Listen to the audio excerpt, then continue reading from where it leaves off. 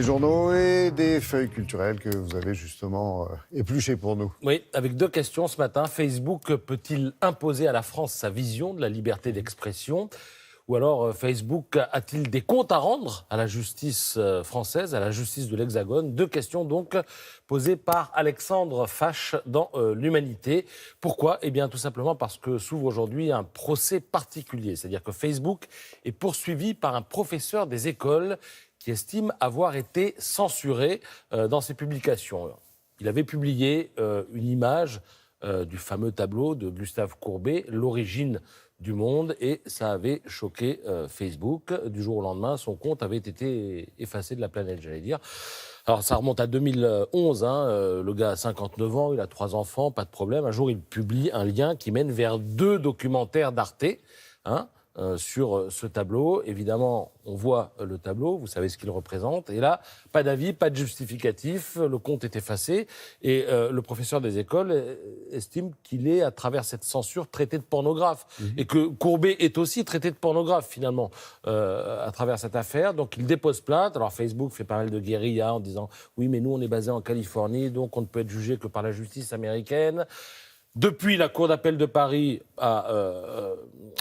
s'est exprimée sur d'autres affaires et elle estime que les usagers de Facebook sont des consommateurs comme les autres et qu'à ce titre, ils doivent être protégés par la loi française. Donc, c'est vrai qu'avec Facebook, on est parfois immergé dans un océan de schizophrénie. C'est-à-dire qu'on voit circuler sur le réseau social des propos racistes, homophobes, antisémites, et des fakes sortis de nulle part, et qui ne sont pas sanctionnés. Et puis quand vous montrez un bout de sein, il peut y avoir un problème. Mais il paraît qu'on consomme moins de Facebook là, cette année. Les chiffres sont tombés, 5% de moins. 5% de moins, ça m'avait échappé. Mais bon.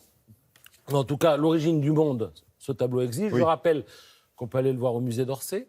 Je rappelle qu'il a été peint en 1886. Et alors, ce que j'apprends ce matin, c'est surtout en fait le nom du gars, mais je le rappelle, c'est qu'il avait été commandé à Gustave Courbet par un diplomate turc, ce tableau, qui s'appelle Halil Bey, et il voulait garnir en fait sa collection de tableaux érotiques. Vous voyez que même dans les histoires judiciaires, on finit par apprendre des choses qui ont un rapport avec notre culture générale. Oui. Et c'est donc bien fait. L'article est à lire dans l'Humanité ce matin. On va parler également photo. D'abord, je voudrais vous montrer Chasseurs d'images et ces 2 numéros, dont l'un est hors série spéciale, sur le noir et blanc, de Réponse Photo, tout simplement pour vous dire que ce sont des revues remarquables. Si vous vous intéressez à la photo, vous n'avez que des solutions dans ces revues.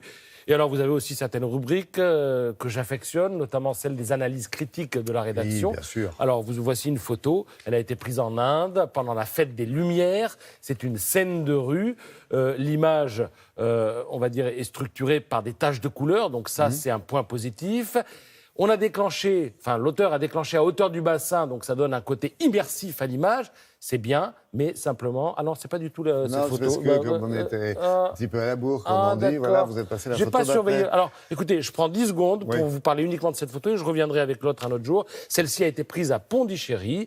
Voilà, bon alors c'est réussi, le cadre, il y a une correspondance entre la couleur du chien et celle du pull du bonhomme, ainsi que leur attitude un peu fatiguée, mais il a simplement fallu monter les tons foncés pour accentuer l'opposition bleue et orangé. Voilà, c'est un peu technique, mais si vous aimez la photo, je vous conseille ces revues et je reviens avec d'autres conseils demain ou un autre jour. Ça marche, on vous attend, Patrice. Merci de laisser un petit peu de temps à Laura qui va nous rejoindre.